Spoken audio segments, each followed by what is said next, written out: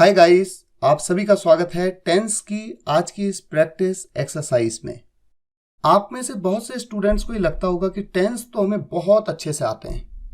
कई स्टूडेंट्स को ये गलत फहमी होगी।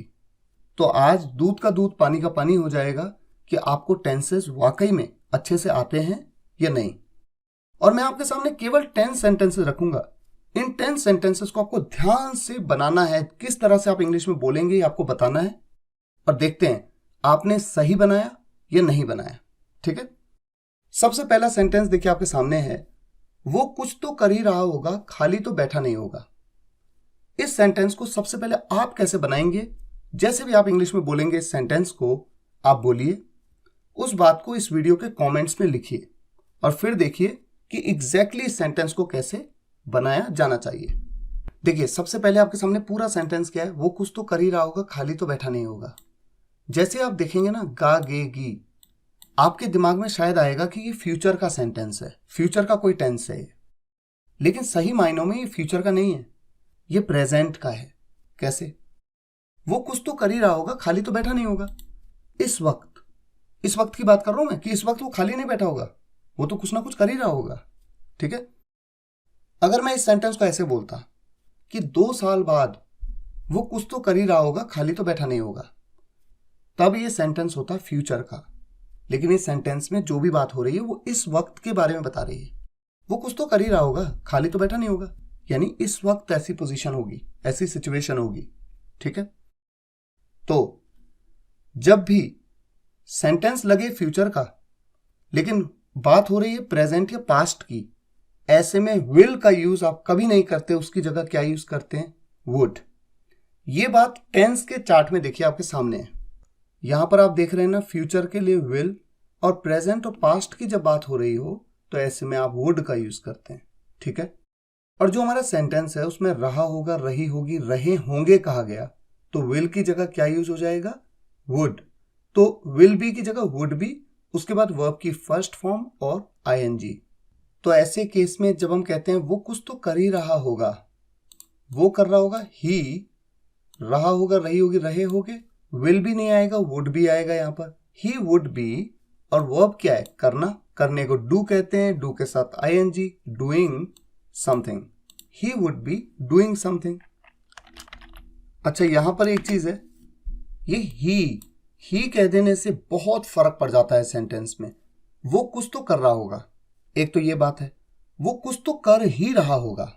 ही कह दिया ना तो श्योरिटी आ जाती है, और जब श्योरिटी, पक्के वाली फीलिंग आ जाती है ना, तो ऐसे केस में he would definitely be doing something। एक तो ये सेंस आ गया, और या फिर would definitely की जगह पे आपको मैंने सिखाया हुआ है must का आप यूज कर सकते हैं जब कंफर्म बात हो। he must be doing something। ठीक है, तो फिलहाल हम यहां पर would definitely ही लिख लेते हैं, इसी को हम कह लेते हैं, कोई बात नहीं, हम मस्ट कहें चाहे would definitely। ठीक है, आगे की बात हो रही है, खाली तो बैठा नहीं होगा। अगर मैं कहूं वो खाली बैठा होगा, वो खाली बैठा होगा, तो वो किसी काम को कर रहा है क्या? नहीं, वो तो खुद ही बैठा हुआ है। ये वाला सेंस है। तो ये जो सेंटेंस का पार्ट है, सिंपल सेंटेंसेस में मैंने आपको ये पढ़ाया है, बैठा हुआ, खड़ा हुआ, सोया हुआ, रोया हुआ, उठा हुआ। तो यहां पर अगर मैं कहूं वो बैठा हुआ होगा, ही, अच्छा बैठा हुआ होगा कब? फ्यूचर की बात नहीं हो रही, प्रेजेंट की हो रही है, तो विल तो कभी आएगा नहीं। He would be sitting. ठीक है, अच्छा खाली को हम कह देते हैं idle. He would be sitting idle, लेकिन ये negative, he would not be sitting idle. देखो, he would definitely be doing something, he would not be sitting idle. ये बनेगा ये पूरा सेंटेंस। अच्छा देखिए, चेक करने का एक तरीका ये भी हो सकता है कि आप कभी कई सेंटेंसेस गूगल में भी अगर आप चेक करेंगे तो बहुत अच्छे से निकल के आते हैं। इस पूरे सेंटेंस को एक बार गूगल में भी चेक कर लेते हैं कि गूगल इसे किस तरह से बना रहा है। ये देखिए, हिंदी टू इंग्लिश ट्रांसलेशन में हमने इसको कर दिया पेस्ट। गूगल कैसे कह रहा है? He must be doing something, he would not be sitting idol. और हमने कैसा बनाया? ही would definitely be doing something, he would not be sitting idol. बिल्कुल एग्जैक्टली मैंने जैसा मैंने आपको बताया भी कि यहां पर आप मस्ट का यूज कर सकते हैं, वुड डेफिनेटली की तरह सेम। ये देखिए, he must be doing something, he would not be sitting idol. तो इस सेंटेंस को गूगल ने भी बिल्कुल एग्जैक्टली इसी तरह से बनाया। तो इस तरह से आप वेरीफाई भी कर सकते हैं। हालांकि मैं ये नहीं कह सकता कि हर सेंटेंस गूगल एग्जैक्टली सही तरीके से ही बनाता है, कुछ कुछ सेंटेंसेस को सही से नहीं भी बना पाता, ठीक है। एनीवे, तो अगर आप में से किसी ने इस सेंटेंस को इस तरह से नहीं बनाया, इसका मतलब आपसे गलती हुई है और आप टेंस को ढंग से नहीं पकड़ पाए। तो एक तो आपको इसे बनाना है फ्यूचर टेंस की तरह, फ्यूचर कंटिन्यूअस टेंस ये वाला पार्ट, और ये सिंपल सेंटेंस फ्यूचर की कैटेगरी नंबर 1 की तरह। और दूसरी बात, विल का यूज तो यहां पर होगा ही नहीं, विल की जगह यूज होगा वुड का। और यहां पर वुड डेफिनेटली, चूंकि सर्टेनिटी, श्योरिटी, पक्का वाला सेंस आया, इसलिए आप वुड डेफिनेटली की जगह पे मस्ट का यूज कर सकते हैं, ये आपकी चॉइस है। अब आते हैं नेक्स्ट सेंटेंस पे। ये कौन करता है, किसे पता है, हाथ उठाओ। सबसे पहले तो आप अपनी काबिलियत के हिसाब से जो भी आपके दिमाग में आ रहा है, किस तरह से आप इसको बोलेंगे इंग्लिश में, आप इस वीडियो के कमेंट्स में लिख दीजिए, ठीक है। देखिए, जैसे हम इस सेंटेंस को देखते हैं ना, ये कौन करता है, साफ दिख रहा है कि तातेती के साथ है, हो प्रेजेंट का इंडेफिनिट टेंस, इंटरोगेटिव सेंटेंस। लेकिन जब हम कहते हैं ये कौन करता है, तो जो करता है उसी के बारे में पूछा गया है।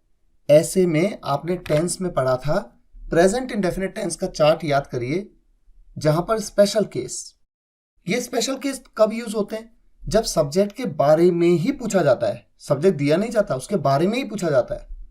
ऐसे में इंटरोगेटिव सेंटेंस का रूल क्या है, WH फैमिली मेंबर जो कि एज अ सब्जेक्ट यूज हो रही है, उसके बाद वर्ब, जो भी क्रिया है उस सब्जेक्ट, उस सेंटेंस की वर्ब की फर्स्ट फॉर्म, उसके साथ SES का यूज अगर सेंटेंस का जो सब्जेक्ट है वो थर्ड पर्सन सिंगुलर जैसा ट्रीट किया जा रहा है, और उसके बाद ऑब्जेक्टिव पार्ट।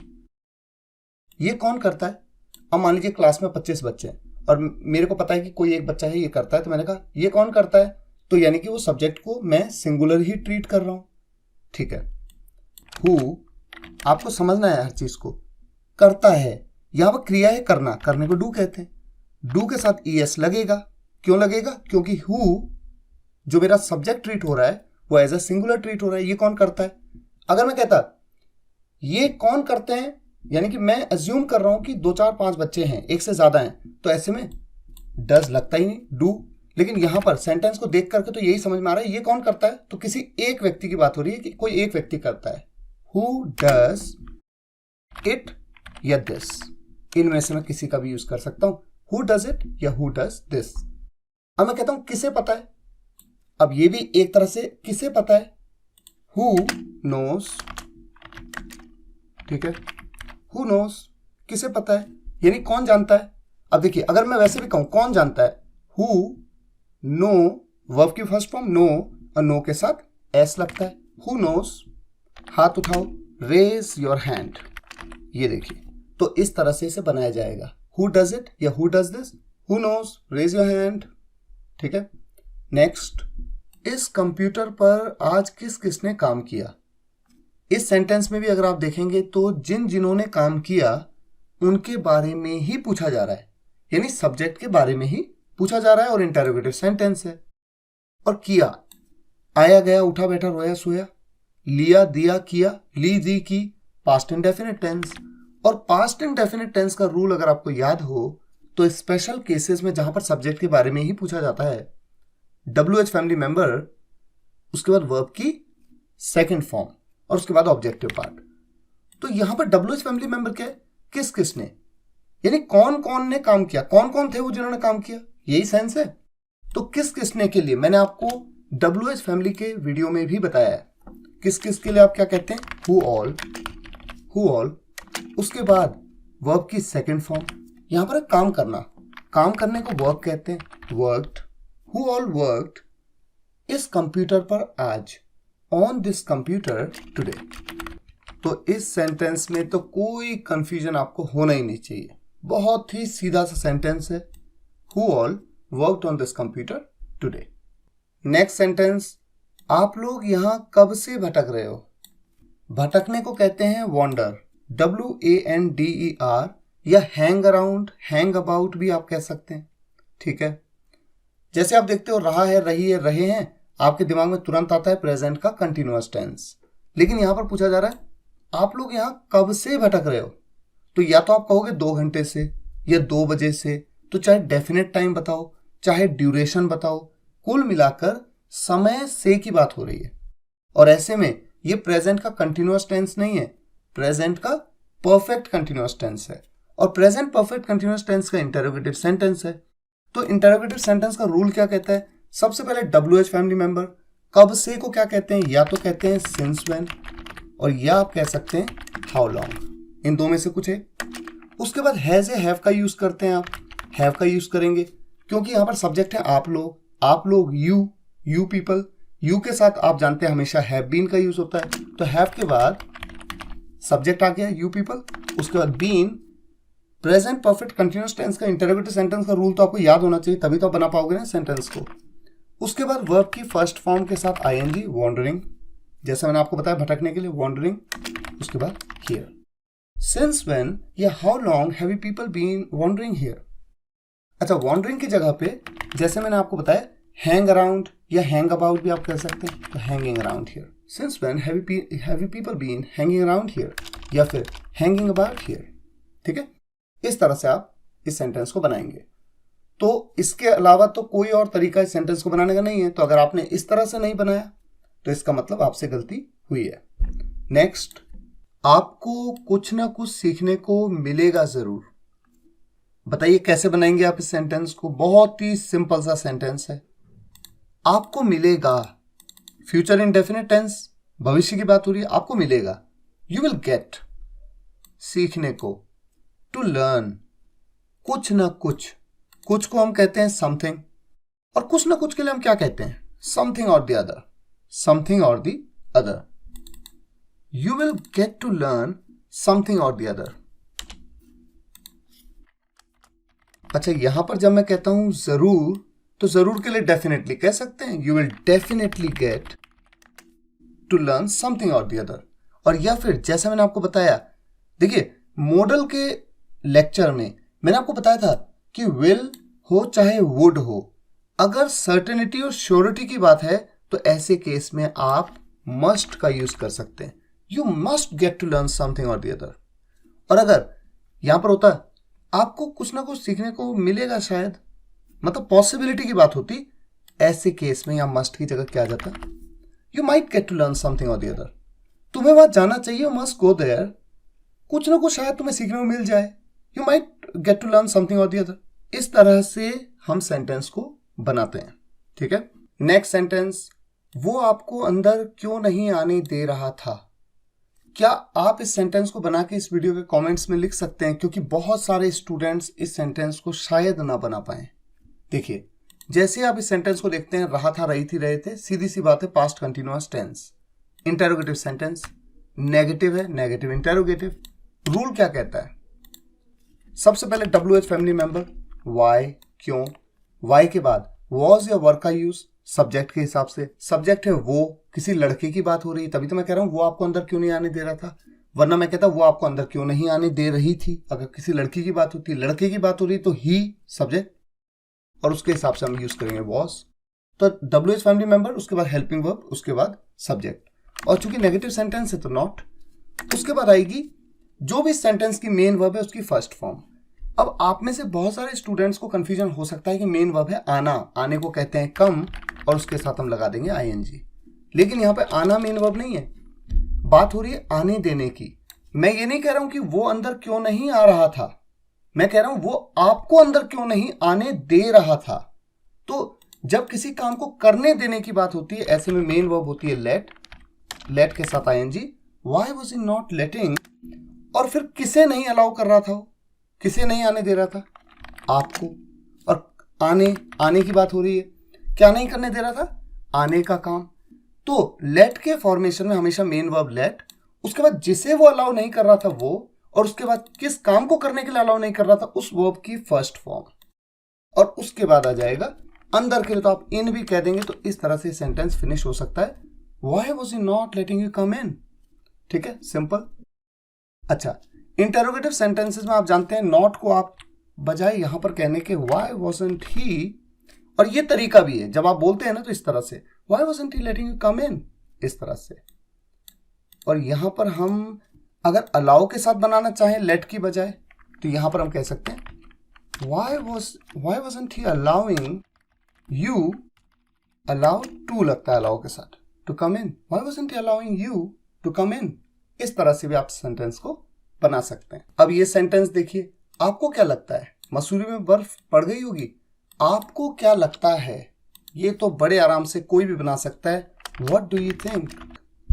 मसूरी में बर्फ पड़ गई होगी। देखिए क्वेश्चन है, ठीक है, तो एक पल के लिए भूल जाइए कि क्वेश्चन है, सीधा सा सेंटेंस बनाते हैं, मसूरी में बर्फ पड़ गई होगी।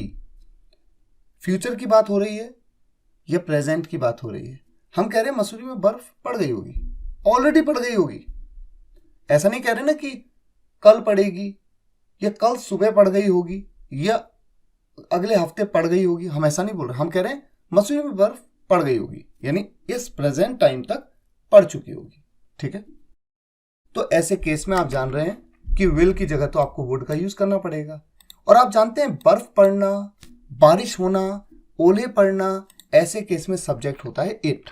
तो एक पल के लिए मैं भूल जाता हूं कि इंटरप्रेटिव सेंटेंस है, मुझे सिर्फ सेंटेंस बनाना, मसूरी में बर्फ पड़ गई होगी, इट वुड हैव, क्योंकि पड़ चुकी होगी। फ्यूचर परफेक्ट टेंस में विल हैव का यूज करते हैं, चूंकि बात यहां पर फ्यूचर की नहीं हो रही है तो वुड हैव का यूज करेंगे, इट वुड हैव। और बर्फ पड़ने को कहते हैं स्नो, और थर्ड फॉर्म होती है स्नोड, it would have snowed in Mussoorie. अब जब ये क्वेश्चन है तो क्वेश्चन के केस में तो वुड का यूज इट से पहले होगा। समझाने के लिए मैंने आपको बताया था इस तरह से पहले अफर्मेटिव सेंटेंस बनाकर, ताकि आप इजीली समझ पाए। तो इस तरह से सेंटेंस बनाया जाएगा, what do you think, would it have snowed in Mussoorie? ये होगा इस सेंटेंस को बनाने का तरीका। अब मैं देता हूं होमवर्क के लिए आपको 3 सेंटेंसेस। पहला सेंटेंस, ये पता करना जरूरी था कि उसे रुलाया किसने। दूसरा सेंटेंस, आप जब वहां पहुंचोगे वो पक्का सो रहा होगा। और तीसरा सेंटेंस, मैंने आपको बताया था पर शायद आपने ध्यान नहीं दिया। इन तीनों सेंटेंसेस को पहले ये ट्राई करिए, ये पकड़िए कि ये किस टेंस में, और फिर उसके बाद इस वीडियो के कमेंट्स में आप जरूर लिखिए, मैं चेक करूंगा, आपको रिप्लाई भी करूंगा। फिलहाल आज के लिए यहीं तक। अगर आपको ये वीडियो लेक्चर पसंद आया हो, वीडियो को लाइक करिएगा, शेयर करिएगा और कमेंट्स में बताइएगा कैसा लगा। मिलते हैं नेक्स्ट वीडियो लेक्चर में, तब तक के लिए टेक केयर, गुड बाय।